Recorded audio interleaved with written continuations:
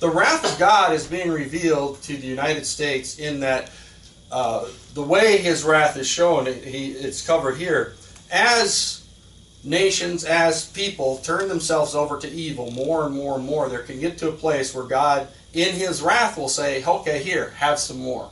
One of the places you can see that is with Moses in Egypt, and you have Pharaoh.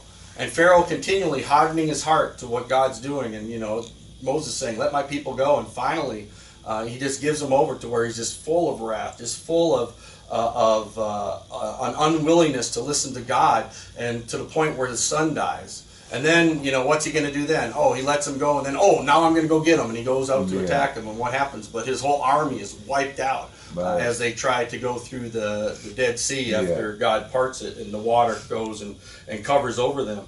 And the wrath of God is manifest, and this is one of those final indicators that America is under God's wrath, in that the nation has decided to go the way of rejection of God, rejection of God's law, rejection of God's teaching, and as a nation say, okay, we are going to support things that are totally against God's nature, totally against God's teachings, totally against nature itself, and we're going to embrace that. That's the wrath.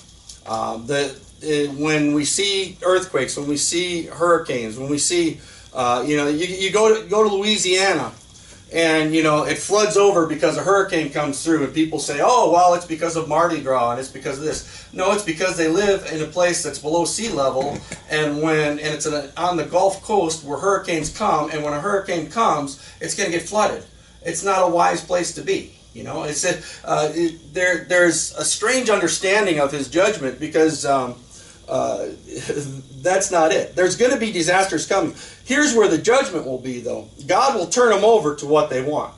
The United States, the people, by and large, have said, we want government to be God. We want man to be God. We want this rulership that comes from us. We want to have our own way. In Israel, it was this. They said, we don't have a king, so we're going to do what's right in our own eyes. Everyone did what was right in their own eyes because they didn't have a king. In America, it's like, we're going to have a government that we control that's going to do what we want it to do, and we're going to look to government for everything. There were people after Katrina down south that were just standing around the roadside waiting for the government to come and help them.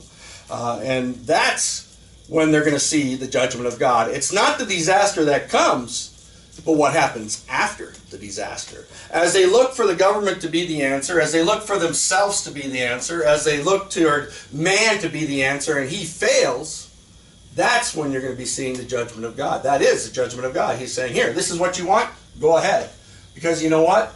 The government is not going to have the answers. They're not going to have their little FEMA trailers. They're not going to have the way to do it. There's still large sections that haven't recovered from Katrina today. There's areas with Sandy out on the East Coast. They haven't recovered today.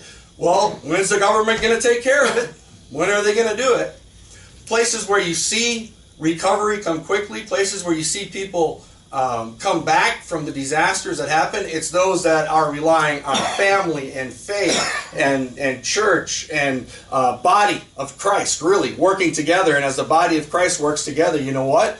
When those things happen, all of a sudden it's okay, because there is a body of Christ that is there to help the individuals, that provide the things that they lost, to help them rebuild and to help them be strong, and they're going to come out strong. And as we see that judgment, as we see these things happening, I want you to get in your mind and understand the fact that those disasters that are coming, and there's many that will come, I'll tell you that right now. It's just natural. You know what? When there's an earthquake in California, you know why there's an earthquake in California? Because there's a couple of tectonic plates that push together. And as time goes by, they push again and they rub. And that's why there's earthquakes. They happen all the time. If you live in a place where there's a fault line and there's an earthquake, you know what? You weren't living in a very good place, because where there's a fault line, there's going to be an earthquake. I mean, it's just, if when a hurricane hits in Florida, don't be surprised. Hurricanes have gone to Florida for as long as we know. It's not those disasters, but what happens afterwards. And so we need to be a people that is committed in saying, man, that's not the judgment of God. That's not God saying, oh, you're worse people there than somewhere else. It's not that.